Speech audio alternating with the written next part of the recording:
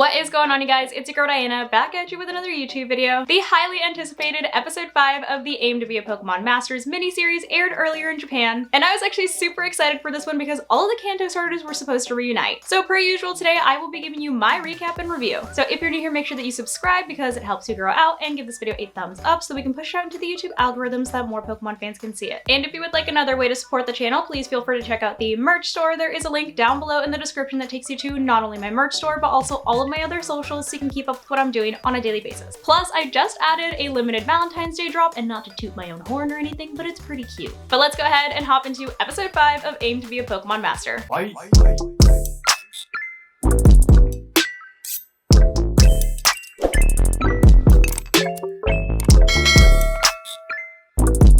We opened up this episode with Ash, Brock, and Misty walking through a new town when they happen to come across a billboard. This billboard is for a traveling show, and the stars of that show are none other than the Squirtle Squad. The gang's all super excited to be in the same town as Squirtle, and Ash even brings out Charizard and Bulbasaur to show them that they might be able to reunite with their old pal. So of course, they all go to catch the show. Meanwhile, at the venue, we see that Team Rocket is now the Squirtle Squad's new managers, and they're over here working the merch booth, because obviously their only goal in being their manager is to make money off of them. But of course, Ash, being one of Squirtle's #1 fans, goes up to the merch booth and buys all of the merch and gets everyone decked out in Squirtle Squad gear. Meanwhile, while the gang is watching the Squirtle Squad show, Squirtle actually notices Ash in the crowd and actually gets so excited to finally see his old friend and puts on the performance of a lifetime. But after the show ends, of course, Ash, Brock, and Misty want to go say hi to Squirtle, along with all of the other Squirtle Squad fans. But Team Rocket notices them walking over towards Squirtle, and they block their path, saying that the Squirtle Squad is too busy to talk to any more fans. So the gang starts walking away from the venue, and that's the only thing that Squirtle sees. So Squirtle's over here like, okay, so you don't care about me? You don't want to see me? So he gets real salty real fast. But a little bit after the show, we see Team Rocket and the Squirtle Squad at a hotel enjoying some lunch, with Squirtle sulking at his own table, getting angrier and angrier because his feelings were really hurt. He's over here thinking that he was gonna have some grand reunion, but he literally just saw his friends walk away from him. But Ash, Brock, Misty, Charizard, and Bulbasaur actually end up at the same hotel, and they see the Squirtle Squad hanging out and eating. So they try to go up to Squirtle again, but once again, annoying Team Rocket blocks their path. But Charizard and Bulbasaur manage to sneak past Team Rocket and go to try to say hi to Squirtle, which Squirtle does not want to talk to them at this point. He gets real mad. And so Charizard does what Charizard does, and he literally just flamethrowers everybody, which makes Squirtle even more mad. So they all get into a little squabble. Ash and Pikachu manage to get past Team Rocket too, and they try to break up the fight by getting in between them. Why does he always do that? Why does Ash always run in between an entire Pokemon battle? Hello? But of course he ends up getting charred by Charizard, which makes Pikachu very angry.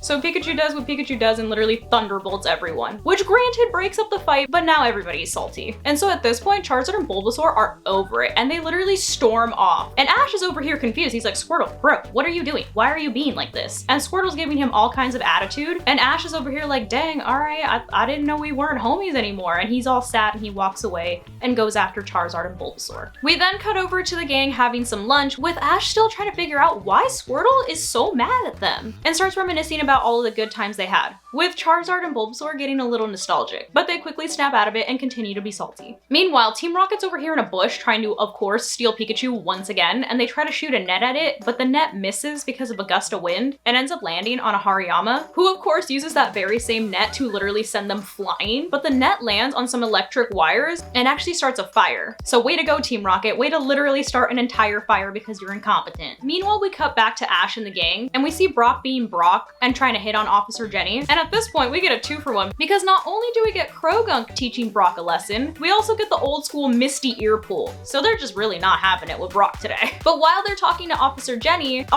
notices that there's smoke in the distance, which means there must be a fire. So they all run over to the direction of the smoke, and they see that a whole building is on fire. The Squirtle Squad catches word of this, and of course they jump into action, still wearing their Power Ranger gear, I must say. And they all begin trying to put out the fire together, with the crowd cheering them on. However, it looks like they don't have enough manpower to put out this fire because it's just too big. It's a big building that's on fire. So once Ash, Brock, and Misty arrive on the scene, Brock helps Officer Jenny keep the crowd back, while Ash and Misty send out their Pokemon to try to help the Squirtle Squad. But Charizard and Bulbasaur are not having it, and they're like, yeah, we're not gonna help Squirtle. I'm sorry, you guys figure it out on your own. Which, rude, hello? There's literally a building on fire, but sure. But even with the extra help, it looks like the fire's not getting any smaller. That is until Ash gives Squirtle some encouraging words, and he's like, you know what? enough of this Power Rangers. Let's go ahead and do what we do best. We are literally firefighters, and they pull out their old Squirtle Squad gear, and somehow that just gives them the extra boost in confidence that they needed to be even more effective against this fire. Unfortunately, however, another gust of wind actually blows the flames towards another building, and it starts to catch fire too. And there's actually Pokemon trapped in this building. So they really gotta step it up and speed it up and put this fire out. And so at this point, Bulbasaur and Charizard are like, dang, okay, it's time for us to help. So Bulbasaur and Charizard jump into action too. And the old Kanto squad of Charizard, Bulbasaur, and Squirtle all help to rescue the Pokemon that are trapped on the roof of the burning building. And after finally managing to put out the fire, we get the reunion that we were all waiting for, and Ash and Squirtle give each other a huge hug, with of course Latios watching the entire thing. Shortly after, we see the Squirtle Squad's actual manager, Officer Jenny, pull up in her squad car to gather them all up and go on their way. Which means it's time for Ash and Squirtle to say goodbye to each other.